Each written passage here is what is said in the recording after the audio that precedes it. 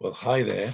And I'm going to read now from Mark's Gospel, chapter 4, verse 17.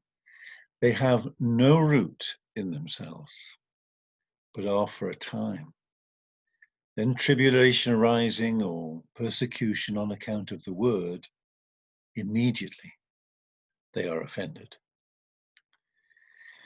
Well, this verse is from the parable of the sower, quite a famous parable, and it explains the great need for deep roots if we are to be able to bear fruit for God. The result of having shallow roots is that we are easily offended when things go wrong. Bearing fruit is all about settling our hearts to cooperate with God through the difficult days as well as the easy ones. A deep foundation is laid when we settle it that we will praise Him and trust Him in the storms that shake us on our journey. The Bible holds several examples of fruit bearing through adversity, and none more inspiring than that of Joseph. I love Joseph. He was sold as a slave by his own brothers. This was a life sentence to poverty. He was falsely accused when he got to Egypt and unjustly imprisoned and laid in chains to await death in prison. Yet each time he embraced his low estate and became a blessing to others through his fellowship with God.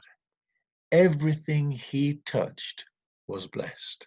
Both Potiphar and the keeper of the prison recognized God's hand in Joseph's life because the Lord was with him, and whatever he did, the Lord made it prosper. Genesis 39, verse 23. Joseph was not looking for a light at the end of the tunnel, because by faith the tunnel was filled with the light of God's presence. He was looking for God's hand in the waiting.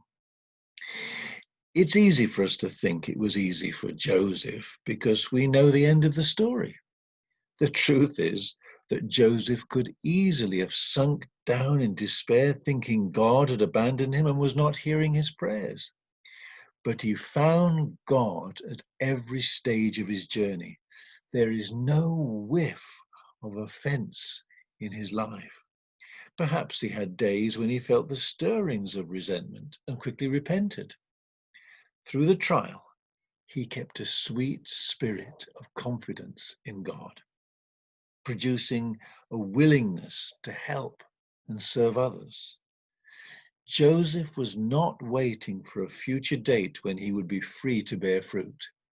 He was bearing fruit in the midst of his trials, regardless of the future. And a greater than Joseph is now living in us. God bless you.